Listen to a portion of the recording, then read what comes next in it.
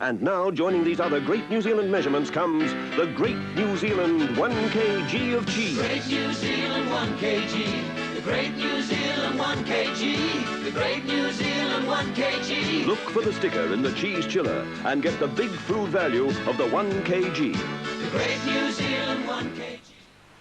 The Bigger Block, a successful campaign that doubled the cheese consumption of New Zealanders in just 10 years. Well, cheese is now at a new beginning. We eat a lot of cheese, but the Europeans eat far more, and the reason's really simple. They've got more to choose from. More tastes, more types, more variety. It's clear that the more cheese people eat, the more they experiment and the more they're prepared to try. Right now, there's a whole new growth area for cheese rapidly developing. Just as we discovered New Zealand's classic wines, we're now exploring New Zealand's classic and gourmet cheeses. It's said that the first cheese was accidentally made by an ancient goat herder who was carrying his lunch, milk, around in a pouch made from a goat's stomach. In the heat of the day, it somehow became solid. And so rennet was discovered, an extract made from the lining of an animal's stomach. So you see, there's much more to cheese than just the bigger block.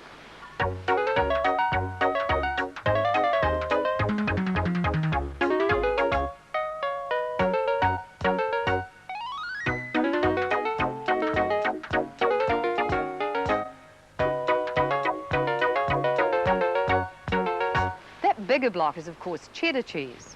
But over the centuries, there's been an amazing array of cheeses, both natural and processed, developed. In fact, there's over 400 of them, would you believe it? Edam, Esrom, Urbo, Emmental, Epicure, Gruyere, Gouda, Gorgonzola, Mainster, Munster, Havarti, Blue, Bleu de Bresse, Papato, Parmesan, Papato, Pepperoni, Lancashire, Wensleydale, Shorse, Chester, Laughing Cow, Port Salut, Ricotto, Stilton, Stamso, Tom Trappers and Wensleydale. And cheese can be made from the milk of many animals: sheep, horses, goats, yaks, and even camels. But here in New Zealand, we make our cheese from the milk of cows, and that raw product that we grow so well, grass.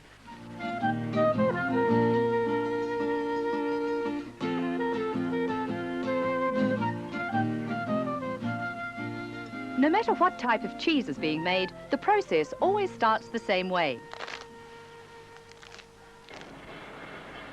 Tankers bring the raw milk from the farms to the factory.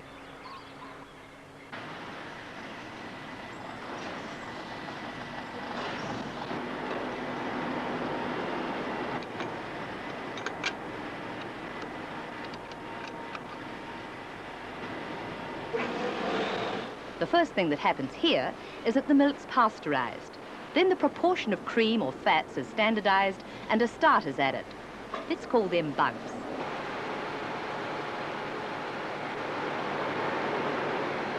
The vat, and in goes the rennet. That's the stuff we make junket out of. And this is junket, until it's cut into curds and whey. In this case, the cheese being manufactured's cheddar. In fact, 70% of all New Zealand cheese is cheddar. Ours is acknowledged as the finest in the world.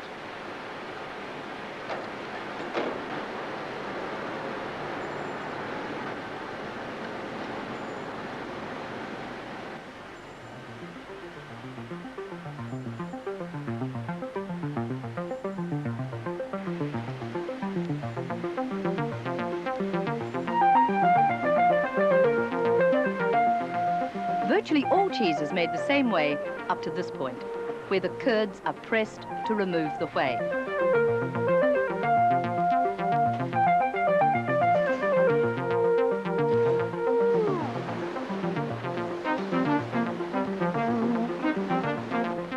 In the cheddar making process, the curds are extruded before being salted.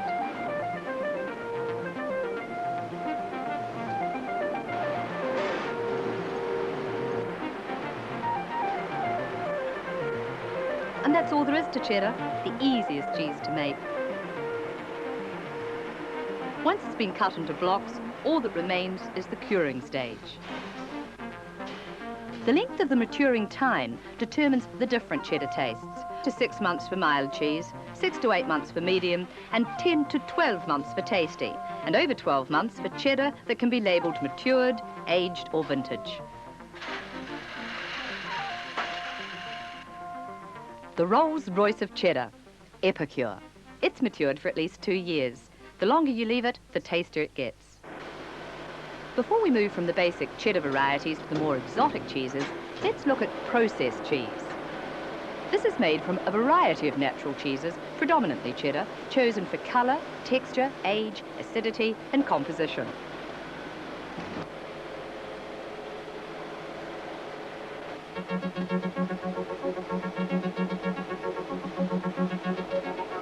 The blended cheese passes through a refining machine that alters its form to a velvety, smooth paste. The next step's the mixing and processing. Here it's held at a high sterilising temperature. The mix becomes liquid and is packed immediately. The most exciting development on the processed market is slices. If overseas experience is anything to go by, slices will be taking a large share of our cheese dollar. Their sheer convenience puts them right up front in the eating habits of the 80s. That high temperature treatment has 2 effects worth remembering. It ensures an almost indefinite storage period and stabilises the colour and flavour of the cheese.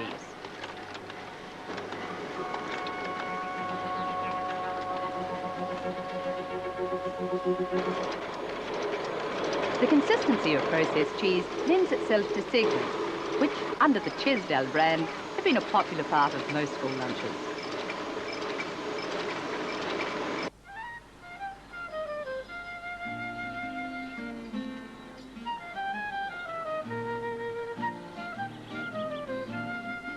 Gourmet cheese is like a European tour. Each country produces cheese with its own characteristics. Well, here in New Zealand, our cheesemakers have taken each of those nationalistic flavours and produced our New Zealand varieties. But obviously they're slightly different because we feed our cows all year round on grass. Let's look at the varieties. The cheeses derive from the old European traditions. Gouda and Edam were originally Dutch cheeses, and their manufacturing process is similar. Gouda is named after a small market town in Rotterdam. It's a sweet curd cheese with an open texture. Its flavour is mild and mellow, but the cheese itself is resilient enough to slice without crumbling. Edam too is a sweet curd cheese, but it's different to Gouda. It has a lower fat content. In fact, Edam contains 25% fewer calories than cheddar. Edam is the Weight Watchers cheese. This cheese could be either Gouda or Edam. Up to this point, the cheese-making process is very similar to cheddar, except the curds have been cooked. After they're pressed into buns, they're given a good bath for about 30 hours.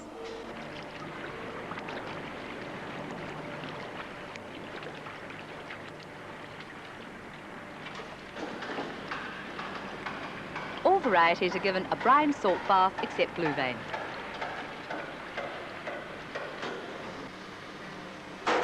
Vacuum packing guarantees freshness.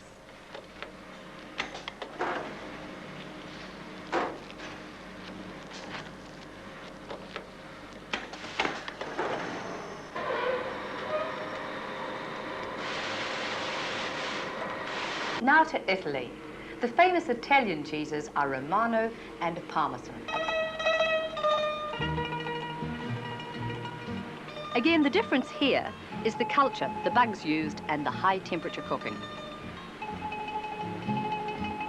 Curing's different though. The rounds are coated with an edible seal before they're put into a warm room for about 12 months. Again, the process includes cooked curds plus brine soaking. Classic hard cheeses, so much part of Italian cooking. Pizzas, spaghetti,